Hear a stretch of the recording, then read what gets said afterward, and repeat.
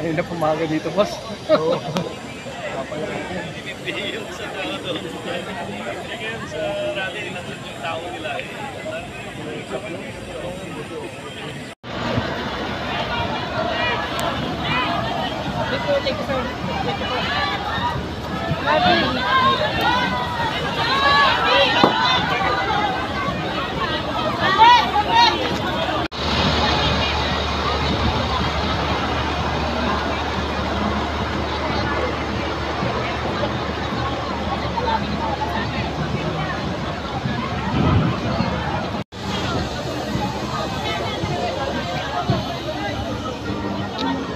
Diretso na kayong pila, diretso!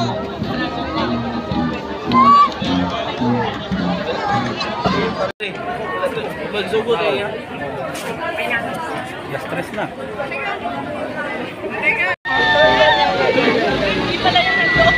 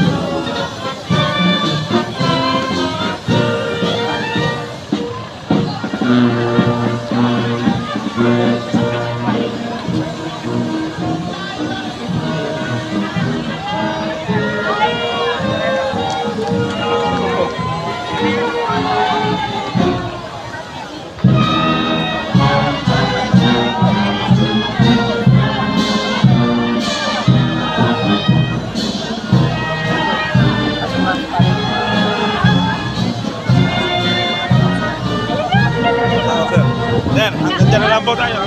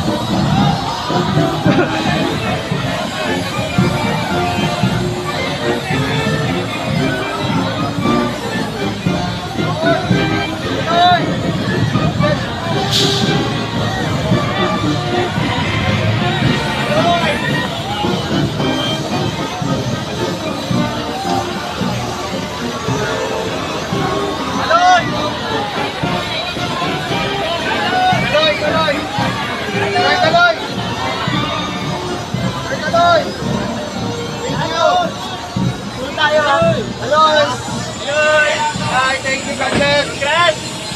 Medal naman, patingin naman ng medal. Pare! Ay, garay! Kalo yung medal! Kalo yung medal!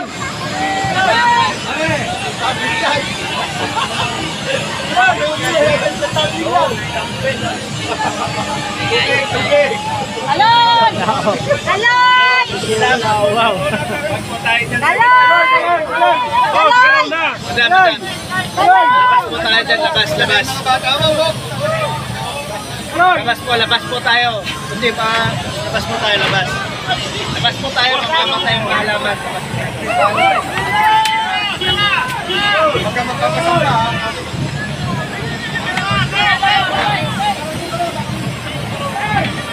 Labas po tayo, labas.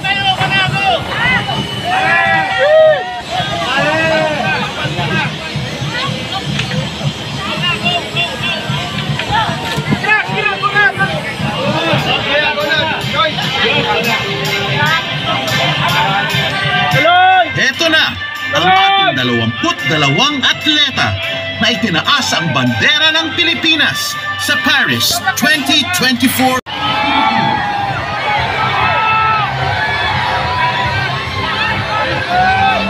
Para sa Women's Artistic Gymnastics, Emma Malabuyo,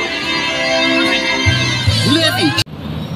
Yan, nakakalat nga guys yung mga street sweeper ng MMDA para linisin yung kalat na dinaanan nitong parada ng mga atleta. Kasama na rito si Golden Boy Carlos Yulo. So sa ngayon malinis na itong bahagi ng Aliw Theater. Ito yung Aliw Theater na yan. Yan. Dito sila dumaan papunta doon sa Rojas Boulevard at kakanan ng Padre Burgos papunta doon sa may Rizal Memorial Sports Complex, yung pinakahuling destinasyon ng parada. So nandito tayo sa may bahagi nitong Rojas Boulevard. Malapit lamang ito sa yan, CCP, Cultural Center of the Philippines. Lapit lamang ito sa Vito Cruz, itong kinaroroonan natin ngayon. Kaya ito sila, kahit na mainit yung panahon, talagang sumasabak sila para malinis yung dinaanan ng parada. Nakikita niyo naman, napakalinis na yung kalsada, wala nang makitang kalat.